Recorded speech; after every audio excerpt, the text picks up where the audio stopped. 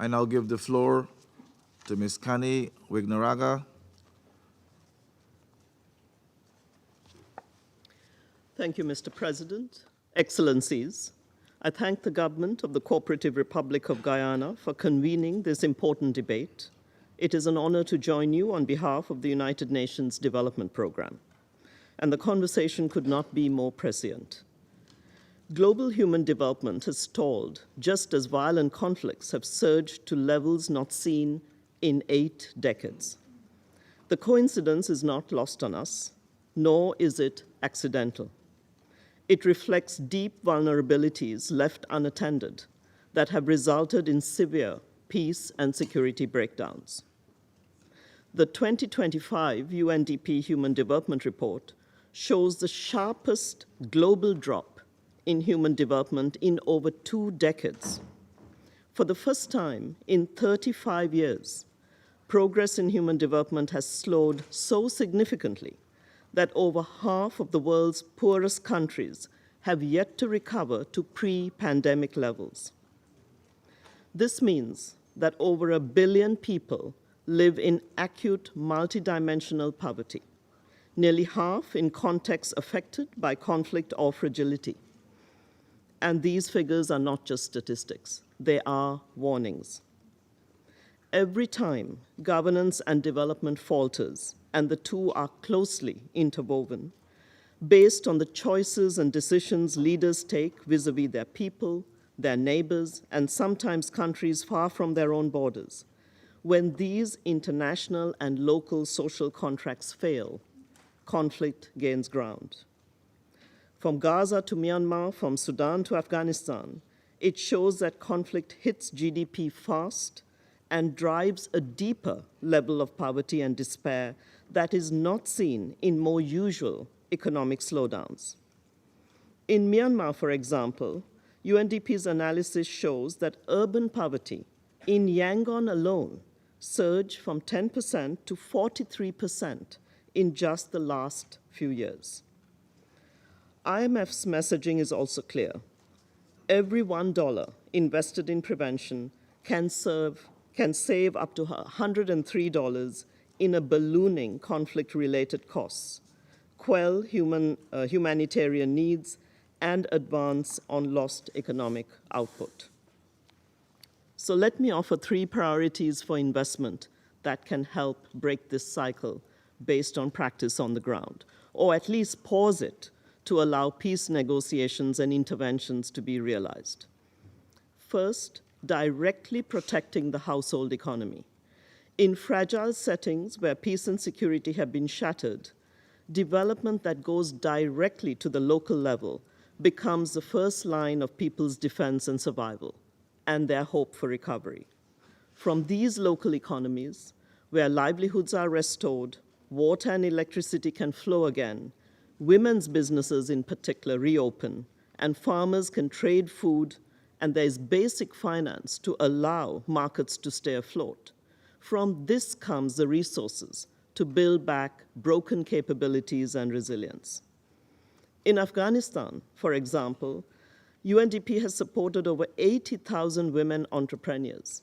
These micro and small businesses have directly created jobs for close to 500,000 people, generating income and independence for 2.7 million people. What stronger illustration of the need for investing in people's ability to navigate crisis? And this cannot be done through short-term relief alone. Second, addressing the climate crisis through the lens of human security. Climate change, as we know, is a crisis amplifier that compounds vulnerabilities and is driving people to move in the millions to find arable land, shelter, food, and water. We are seeing the mounting displacement this is causing around the world. In Nigeria, climate peace hubs are now addressing root causes of insecurity in the country's northwest. These hubs provide climate resilience, data systems, and are incubating great green jobs for youth and women in places like Katsina and Sokoto. In Rakhine State, in Myanmar, what peace if there always looms the threat of famine, compounded by a civil war, as is the case today. So integrating climate-driven adaptation and risk reduction with investment in food, water, and renewable energy systems, and I emphasize systems, is a must. Third, addressing these pressures well beyond national borders. These compounded risks travel fast, and today we see the UNODC analysis that shows that these accelerants drive illegal activity across borders using parts of our regions that have less rule of law and security. Take Haiti and its surrounding seas, the Sahel region, and an expanded, lucrative drug trade and human trafficking through the Golden Triangle today. And yet, development interventions brings hope. In the Lake Chad Basin, every €1 in co-funding has unlocked nearly 60 euros in additional resources so the UN can do its work. We have stabilized communities, enabling over 500,000 internally displaced people to return home. In closing, Mr. President, for UNDP and the UN development system, building peace means creating conditions that prevent conflict. And these foundations can and will continue to shake with the meltdowns of economies, governance changes, and resource scarcity driven by climate change. And they will shake and break due to wars and conflicts. But that does not mean we give up and stop investing in development.